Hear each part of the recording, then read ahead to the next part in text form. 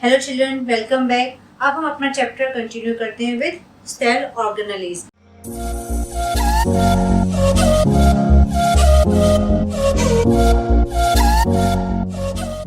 अब ये cell organelles होती क्या है? जैसे हमारी बॉडी में हमारे हाथों का, आंखों का, सबका अपना एक अलग रोल है, उसी तरह किसी सेल के अंदर सेल ऑर्गेनेलिज का रोल होता है। ये हमारे सेल को नॉर्मल फंक्शनिंग में हेल्प करती हैं कि जब हर सेल ऑर्गेनेली का अपना अपना एक रोल अलॉटेड होता है, जैसे कि शेप प्रोवाइड करती हैं, सपोर्ट करती है हमारे सेल को, लोकोमोशन मतलब मूवमेंट में हेल्प करती हैं, and reproduction of a cell, जैसे रिप्रोडक्शन हमने न्यूक्लियस का करा था कि हर सेल ऑर्गेनेली का अपना अपना रोल है। हम सेल ऑर्गेनेलीज को दो पार्ट में डिवाइड करते हैं, एक सिंगल मेम्ब्रेन और एक डबल मेम्ब्रेन। सिंगल मेम्ब्रेन का मतलब है जो सिंगल कवर है जिनके ऊपर, और डबल मेम्ब्रेन जिस पे डबल लेयर हमारी है उसे हम डबल मेम्ब्रेन कहते हैं। सिंगल मेम्ब्रेन कौन से हमारे? वैक्यूल हैं, लाइसोसोम हैं, ribosomes and Golgi apparatus. Double membrane हमारे सिर्फ माइटोकॉन्ड्रिया एंड क्लोरोप्लास्ट है। ठीक है, तो अब हम सबसे पहले अपना टॉपिक जो सेल ऑर्गेनेलिज में हम एक एक को लेके समझेंगे। सबसे पहले आते हैं हमारे एंडोप्लाज्मिक रेटिकुलम। अब ये एंडोप्लाज्मिक रेटिकुलम जो है होते क्या है? एंडोप्लाज्मिक रेटिकुलम हमारे transport system of a cell है। सिग्नल या मैसेज देता है, वो एंडोप्लाज्मिक रेटिकुलम उसको पूरा करता है। इसके ऊपर छोटे छोटे हमारे राइबोसोम्स भी पाए जाते हैं। जिन एंडोप्लाज्मिक रेटिकुलम के ऊपर राइबोसोम्स पाए जाते हैं उसको हम कहते हैं रफ एंडोप्लाज्मिक रेटिकुलम, और जिस पे नहीं होते उसको हम कहते हैं स्मूथ एंडोप्लाज्मिक रेटिकुलम। ठीक है, अब स्मूथ और रफ का भी अपना अपना रोल है। जो रफ एंडोप्लाज्मिक रेटिकुलम है वो हमारे जो है सिस्टर्न, ट्यूब्यूल्स एंड वेसिकल से मिलके बने होते हैं। इन तीन से मिलके हमारे रफ एंडोप्लाज्मिक रेटिकुलम बने होते हैं, and they are involve in the manufacture of protein. जो हमारे स्मूथ एंडोप्लाज्मिक रेटिकुलम है ये हमारा in the manufacture of fats and lipids बनाने में ये हमारी हेल्प करते हैं। सो एंडोप्लाज्मिक रेटिकुलम के बाद हमारा अगला जो आता है वो आता है हमारा गोल्गी एपैरेटस। गोल्गी एपैरेटस जो है उसको बनाया था, पहले हम नाम लिख लेते हैं, गोल्गी एपैरेटस। गोल्गी एपैरेटस को गोल्गी कॉम्प्लेक्स भी कहते हैं। ये हमारे को कैमिलो गोल्गी ने बनाया था। आपकी बुक में इनका साइंटिस्ट का नाम भी मेंशन है, कैमिलो गोल्गी ने बनाया था। ये हमारे जैसे सेल है, ये हमारे ऐसे फ्लैट लाइक स्ट्रक्चर होते हैं, ये इस तरीके से हमारे पाए जाते हैं। जैसे ये हमारा न्यूक्लियस था, न्यूक्लियस पे ये हमारे एंडोप्लाज्मिक रेटिकुलम था, ये हमारा ER था, तो ये हमारे क्या है? गोल्गी एपैरेटस है। ये गोल्गी एपैरेटस में ये जो हमारा ये फ्लैटेंड होते हैं, फ्लैट होते हैं, और इसके अलावा इनके पाउचेस, ये पाउचेस के फॉर्म में पाए जाते हैं, जिसको हम अगेन सिस्टर्न कहते हैं। पाउच, ये पाउचेस स्टैक्ड पाउचेस होते हैं इनके। ठीक है, अब जो न्यूक्लियस से सिग्नल दिया एंडोप्लाज्मिक रेटिकुलम को, अब वो गोल्गी एपैरेटस क्या करता है? उसको ट्रांसपोर्ट करता है, मॉडिफाई करता है एंड पैकेजिंग करता है। और पैकेज करने के बाद वो किनको ट्रांसपोर्ट, मॉडिफाई एंड पैकेजिंग करता है? जो एंडोप्लाज्मिक रेटिकुलम ने बनाए थे, वो क्या बनाए थे? हमारे प्रोटीन्स एंड लिपिड्स। वो प्रोटीन्स एंड लिपिड्स को ये पैक करके प्रोटीन्स एंड लिपिड्स को वो ट्रांसपोर्ट और सप्लाई करता है जहाँ पे भी उसका टारगेटेड डेस्टिनेशन है। उसके अलावा ये prepare complex sugar molecules, prepare complex sugar from simple sugar from simple sugar। Simple से ये कॉम्प्लेक्स शुगर को भी बनाता है और इस जैसे कि आप कह सकते हैं कि हमारे स्टार्च से ग्लूकोज बनाने में गोल्गी एपेरेटस रोल प्ले करता है। उसके अलावा गोल्गी एपेरेटस लाइसोसोम को बनाने में भी हेल्प करता है, फॉर्मिंग ऑफ लाइसोसोम्स। ठीक है, तो अब हमारा गोल्गी एपेरेटस हो गया। अब उसके बाद हमारा जो नेक्स्ट आती है सेल ऑर्गेनली, वो आती है हमारी लाइसोसोम। अब लाइसोसोम जो है वो हमारे सुसाइडल बैग भी कहते हैं। ये क्वेश्चन बहुत ज़्यादा पूछा जाता है पेपर में कि लाइसोसोम्स को सुसाइडल बैग क्यों कहते हैं। क्योंकि लाइसोसोम हमारे सेल के अंदर जो भी अनवांटेड सब्सटेंस आ गया है, उसके पास इतने स्ट्रॉन्ग डाइजेस्टिव एंजाइम्स होते हैं जो उनको वो किल कर देता है। और कई बार अगर वो किल नहीं करता है तो ये खुद ही बर्स्ट हो जाता है। इसलिए जब खुद ही इसमें बर्स्ट करने की पावर है, इसीलिए हम इसको सुसाइडल बैग भी कहते हैं। लाइसोसोम इस तरह के राउंड शेप के हमारे सेल में पाए जाते हैं। लाइसोसोम के बाद अगला आता है हमारा माइटोकॉन्ड्रिया।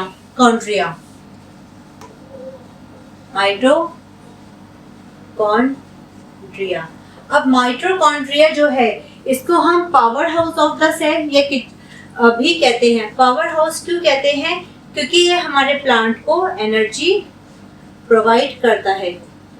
ये क्वेश्चन जैसे प्लाज्मा मेम्ब्रेन के लिए क्यों सिलेक्टिवली परमेबल मेम्ब्रेन कहते हैं, लाइसोसोम को क्यों सुसाइडल बैग कहते हैं, और माइटोकॉन्ड्रिया को power house of the cell क्यों कहते हैं, ये क्वेश्चन आपके पेपर में बहुत ज़्यादा आता है। माइटोकॉन्ड्रिया की जो शेप है, हम अपने सेल को थोड़ा सा बड़ा कर लेते हैं। माइटोकॉन्ड्रिया की शेप कुछ इस तरीके से पाई जाती है। डबल मेम्ब्रेन है, जो मैंने आपको वीडियो के स्टार्टिंग में भी बताया था। इस तरीके से ये हमारा माइटोकॉन्ड्रिया हमारे सेल के अंदर मिलता है।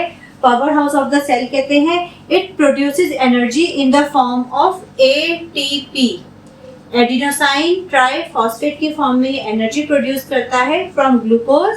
और ये कौन सा रेस्पिरेशन करता है? Aerobic respiration. It means in the presence of oxygen respiration करता है।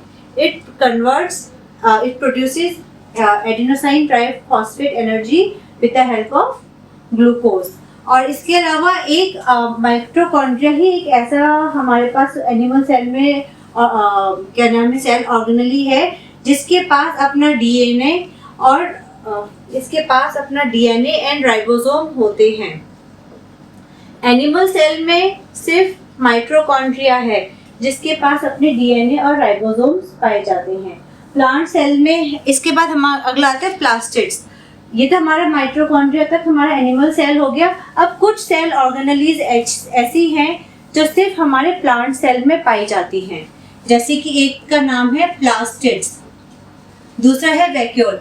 प्लास्टिड्स भी जस्ट लाइक माइटोकॉन्ड्रिया, इसके पास अपना DNA एंड राइबोसोम्स पाए जाते हैं। प्लास्टिड्स को हम दो पार्ट में डिवाइड कर सकते हैं। एक को हम कहते हैं क्रोमोप्लास्ट और दूसरे को कहते हैं ल्यूकोप्लास्ट। क्रोमोप्लास्ट जो है ये कलर्ड पिगमेंट होते हैं, ये कलर्ड है।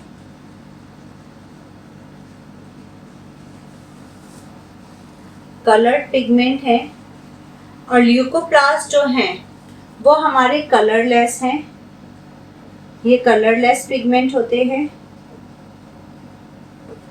कलर्ड पिगमेंट क्रोमोप्लास्ट को हम क्या कहते हैं? क्लोरोफिल कहते हैं, जो कि हमारे को पता है कि हमारे प्लांट्स में क्लोरोफिल आता है जिसकी वजह से उसका कलर ग्रीन होता है। क्लोरोफिल के अलावा जिसकी वजह से प्लांट में कलर आता है, उस ग्रीन कलर को हम कहते हैं क्लोरोप्लास्ट। ग्रीन के साथ साथ इसके पास ऑरेंज कलर भी होता है एंड येलो कलर भी पाया जाता है। ल्यूकोप्लास्ट जो है हमारे कलरलेस पिगमेंट होते हैं। इनके पास हमारा starch, oil and protein granules पाए जाते हैं। तो ये हमारा प्लास्टिड्स का आ जाता है कि प्लास्टिड्स में क्रोमोप्लास्ट और ल्यूकोप्लास्ट में डिवाइड होता है। क्रोमोप्लास्ट कलर्ड पिगमेंट है, जैसे कि क्लोरोफिल है। क्लोरोप्लास्ट भी क्लोरोफिल में पाया जाता है, जो कि इसको डिफरेंट कलर प्रोवाइड करता है। ल्यूकोप्लास्ट कलरलेस पिगमेंट है, इसके अंदर starch, oil and protein granules पाए जाते हैं।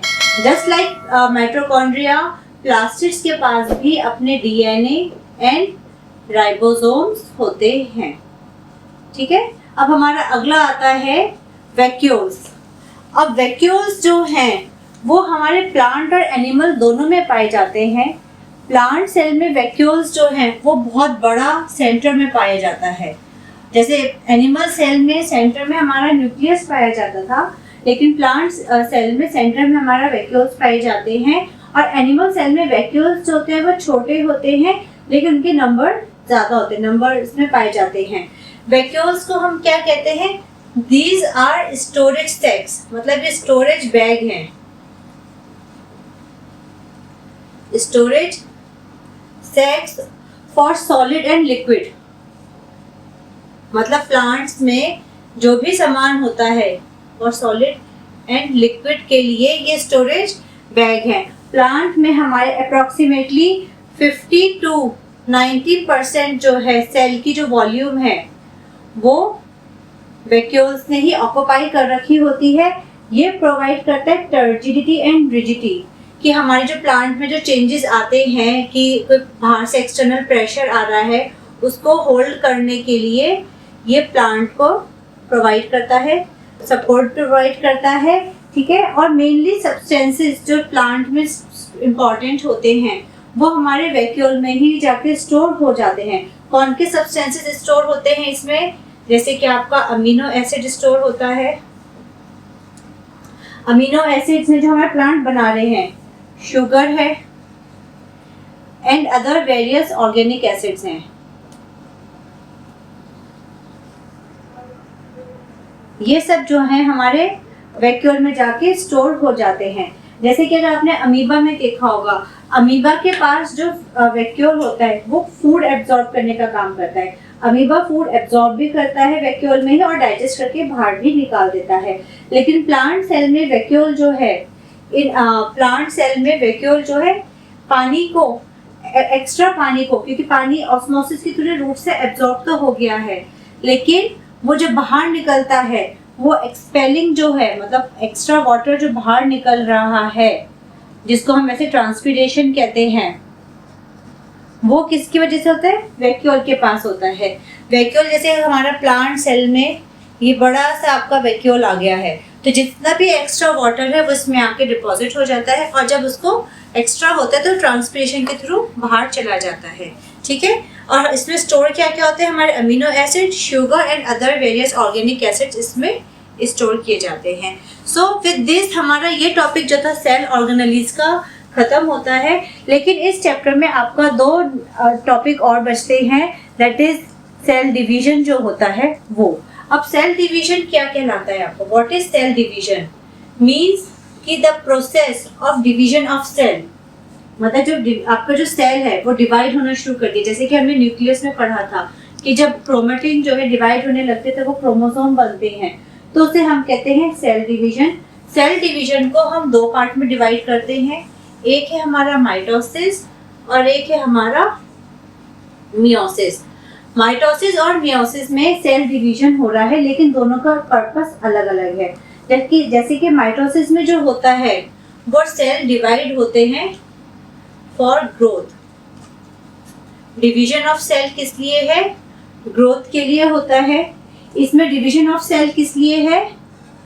To form new cell, to form new cell division of cell होता है।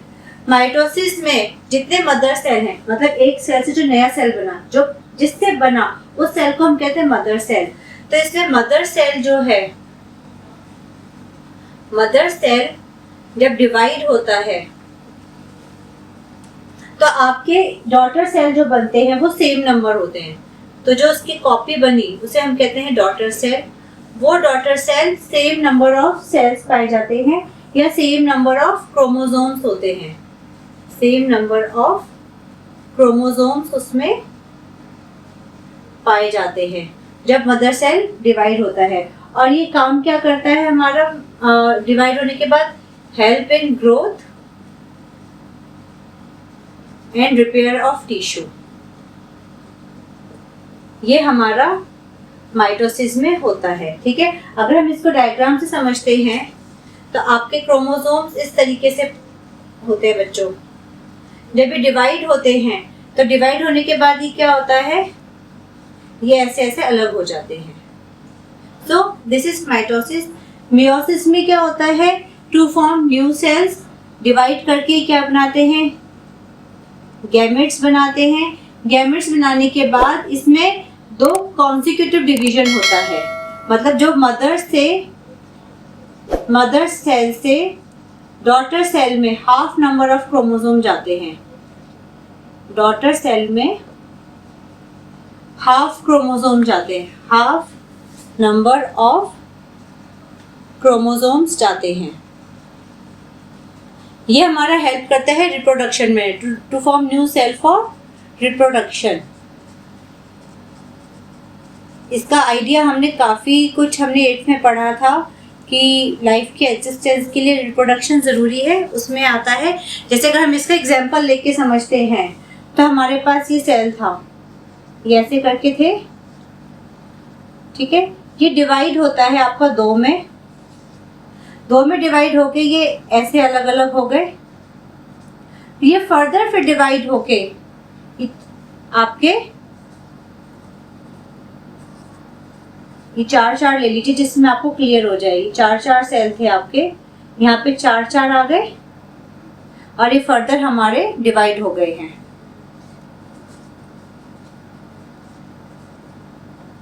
ठीक है, मतलब 4 थे, फिर डिवाइड होके ये स्प्लिट हुए और फिर ये अलग अलग हो गए। तो आप देखेंगे इसमें half number of daughter cell के पास हाफ नंबर ऑफ क्रोमोसोम्स है as compare to mother cell.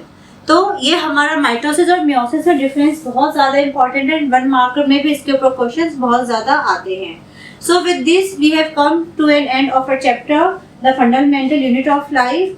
For doubts and queries you can visit my website poojaonlineclasses.com and don't forget to like, subscribe and share my channel. Happy studying. Bye.